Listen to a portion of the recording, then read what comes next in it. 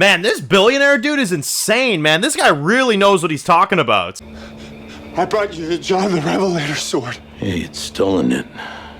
University blamed me, and they fired me. I told you we needed it. Because we are the two witnesses from Revelation 11. Well, at least in this show he does.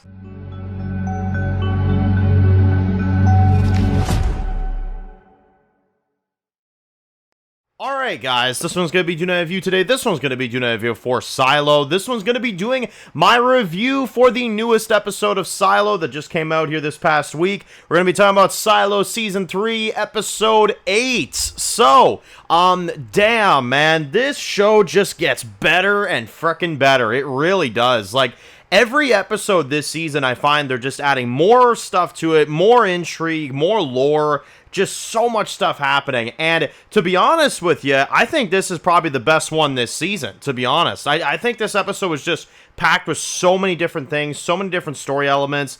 It really was good. So basically, this episode picks up with Kennedy and with Lucas, and they are basically on the outside. We get an answer on kind of what ended up happening with them in the opening. They end up regrouping and finding basically Solo, Jimmy, and the rest of the survivors from the other silo, right?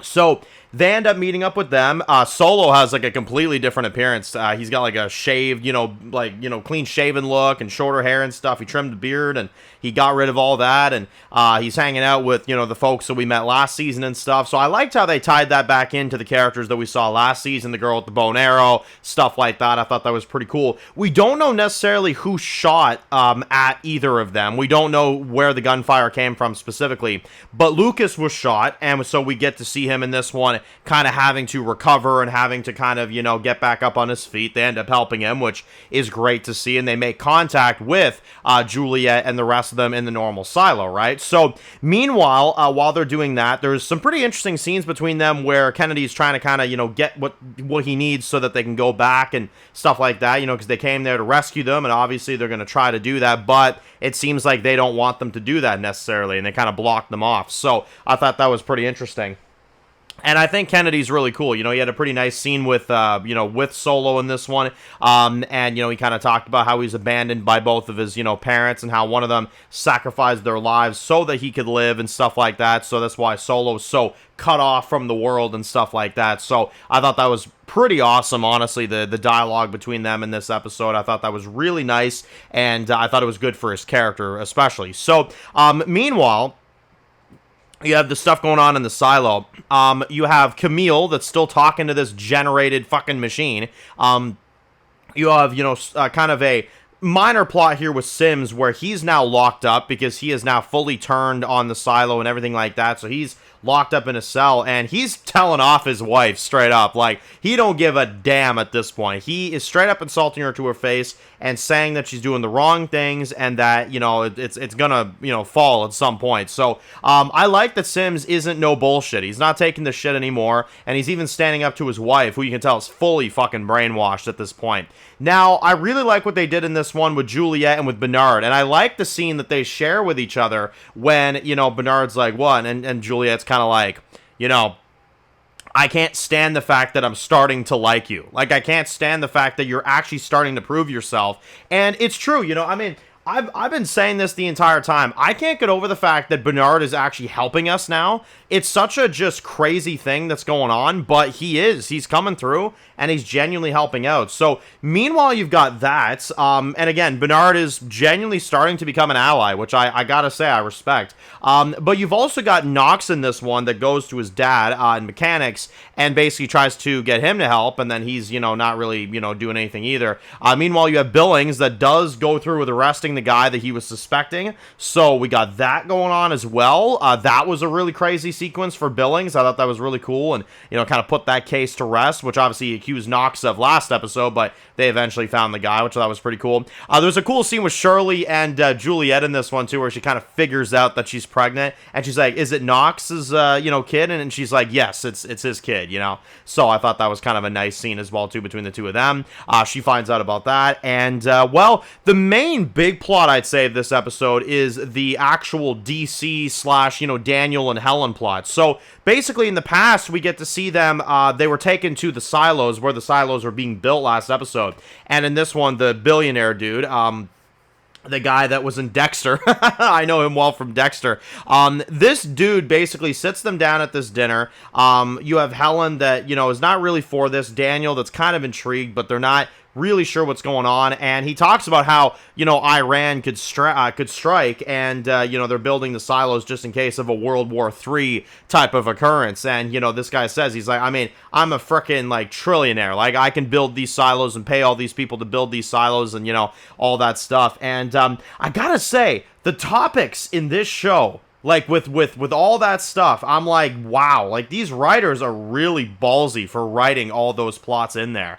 That's why we're building the silos. They were talking about, all these things that could happen. I was like, damn, this hits close to, what's happening in real life. I'm like, damn, it's kind of extreme. I'm not gonna lie. I was a little surprised by it. I was like, damn, these writers really, they don't care. They'll just go into anything. I was like, man. But I will say, to, I guess, kind of get, talk about, the motives for the TV show. I think it makes sense why the guy's doing what he's doing. I definitely understand it. It's definitely a smart idea for sure, building these silos and being ultra prepared and, all that other stuff. But Helen kind of calls it out, and it kind of upsets Charlotte because Charlotte was intentionally put in there, you know what I mean? And then she got in the accident, and then she has all the memory issues and stuff. And I like how they did it because then Helen kind of apologizes, but then she says, I can't be part of this. I simply cannot be part of this whole thing at all. It's not going to happen. So Daniel kind of, tries to get, his sister to remember. It looks like she does, but his sister's going to stay there and work for this. Meanwhile, Daniel goes with Helen, and they take off in a helicopter together, and they decide to not be part of this, which I thought was kind of an interesting plot twist, But again, with their perspective, I get it. Plus, apparently, they're going to be paid $1 million each to leave. Even just for being there. So, I mean, you ain't gonna catch me arguing, They'd rather be dead than help out with all this, which I think is very interesting as well. But he leaves his sister behind, and then he actually kisses Helen on the flight out. And I was like, man, I dig this, man. So it looks like Daniel and Helen are going to now be a couple going forward. I thought that was a great moment. Honestly, that was a fantastic moment. So that was great to see. I hope that they, can be a couple for at least longer than 5 seconds, because in this show, the amount of danger that's involved, you never know. But it's a nice moment, and I like to see them two get together. I felt they had chemistry for the majority of this season anyway, so I thought that was a nice moment to kind of, let that happen. And then essentially, we got a massive amount of information through that. That was definitely my favorite plot of the episode for me personally.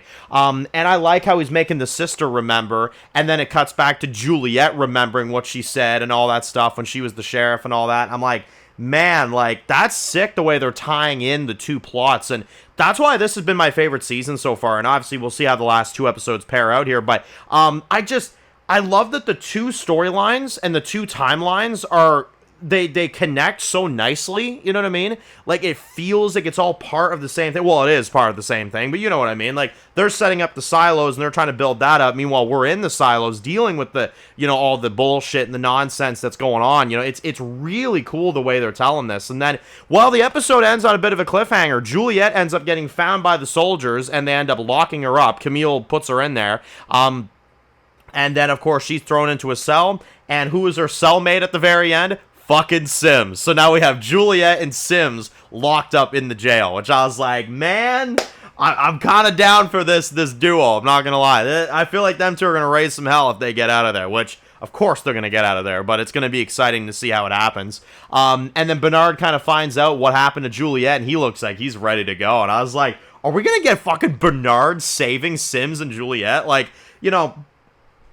Considering where last season ended and then seeing where we are now with Bernard, these writers are blowing my mind on how they make me like these hateable fucking characters like they did in the early seasons, and now I'm like rooting for them. Like it's so well written. It's insane to me. But I love it. I genuinely love it, and I love the way they're writing it. So this to me was the best episode this season. It's actually one of my favorite episodes the show has ever put out, if you want my honest opinion. I loved everything from the information we got to the two plots kind of mirroring each other, learning about the silos, learning about how everything's working, Helen and Daniel getting together, Juliet working with Bernard, her being locked up with Sims now, all this stuff going on, Lucas surviving, bringing Solo back into the show. He's a fantastic character, that whole group coming back. I mean, there was so much packed into this hour of television. It's amazing how well written this is. So I loved it all. Me and Overrays are loving this series right now. Overrays Gamer, I'm watching this with him. We are both loving this series so much, and I cannot wait to see what the penultimate has to bring this Thursday. And we'll be on point with it. Thursday, we'll be reviewing it Friday morning. Expect that. I'll be watching it late Thursday night, and then I'll be reviewing it Friday morning. So stay tuned for that, folks. Thank y'all for your patience on this review, but I figured I'd get this out to y'all tonight before I watch more TV shows that I'm going to review for y'all. So I'm a busy guy right now. I got a lot of shows, but I figured I'd squeeze this one in here, and just to say, it's one of the best episodes. Genuinely, it's great. So, stay tuned, guys. Make sure, of course, to post your comments down below. If you're new to the channel, you enjoy videos like this, make sure to click subscribe so you don't miss any of the videos. Make sure to follow me on Dan's Reviews Official on Instagram, guys. And, of course, I'll see you guys really soon for my videos for Silo. Enjoy the rest of the day, guys, and peace out.